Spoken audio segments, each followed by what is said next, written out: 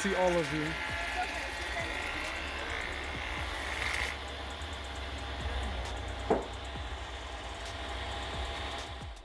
Hola! So I'm gonna show you how I did that particular piece on my bedroom wall. And the first thing that I did, of course, was go buy wood. And as you saw in like that first clip, that's where I was buying wood. And I bought wood pieces that were 1 by 1 in terms of inches, 1 inch by 1 inch. And then these are some of the other things that you're gonna need. You're gonna need a box cutter, you're gonna need a ruler, you're gonna need a saw, you're gonna need double-sided tape, because that's what I used to, do the paneling business.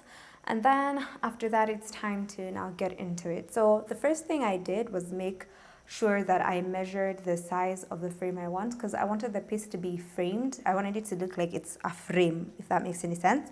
So the first thing I did was measure like the distance that I wanted to leave above and below, and also how wide I wanted my frame to be. And that's what I'm doing over here. It was really dark. I was doing this at like 4 a.m. After that, the next thing Nick and I did was try and sand the edges to make them as flat as possible. This seemed to be pretty difficult, so we just decided to, not do that.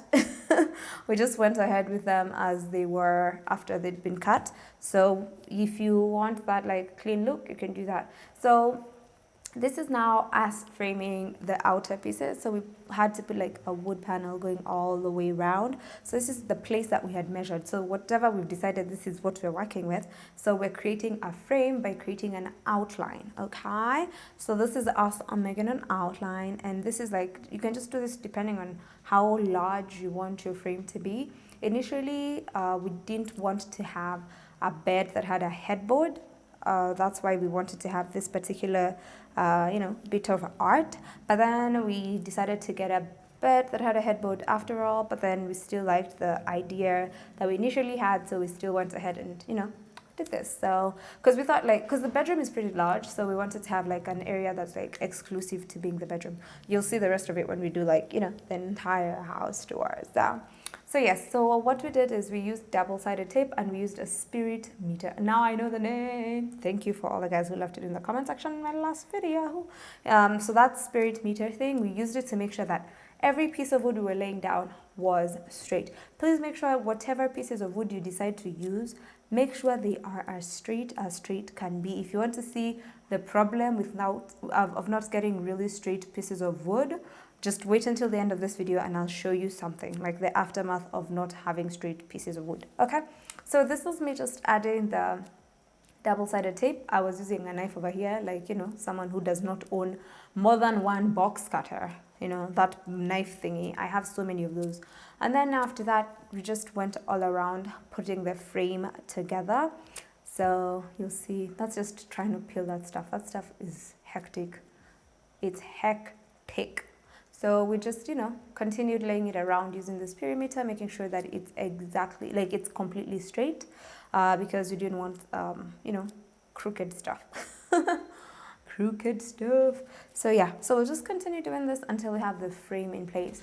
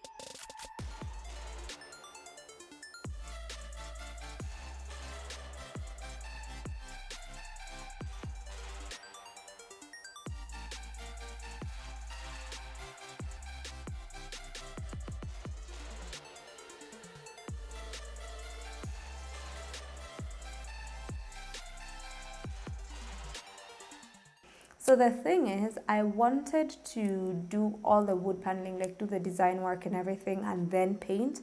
But since I had gotten someone else to paint, and they were coming this particular day, and I had other things to run, other errands to run, I ended up letting them paint just the frame, like within the frame and the edges, which are these pieces of wood, because I wasn't able to do everything this particular morning because I had errands, you know. Then I came and added all the other pieces into, you know, the inside. But I would advise that if you are going to do this, put all your wood pieces down first and then paint the whole thing in one go, which is what I wanted to do in the first place.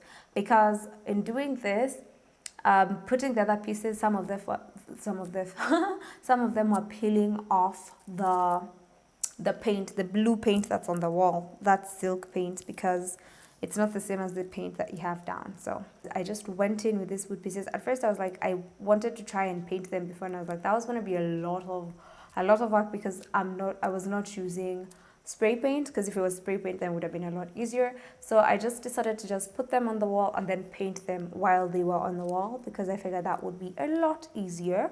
So this is just me going again with the double-sided tape. I didn't have any particular design in mind. I just wanted to, you know, wing it and decide as I go. So that's what I did. And also I had cut some pieces. I had cut some wood pieces into, you know, like I had different sizes.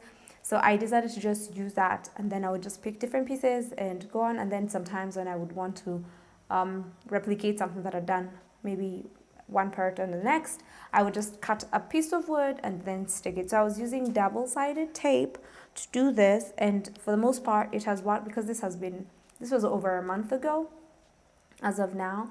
And apart from the pieces of wood that weren't completely straight, everything else has held on perfectly. Like nothing has fallen apart, apart from I think 3 pieces of wood that weren't completely straight. Everything else is still in place. Then after that, all I did was paint, you know, just paint the pieces.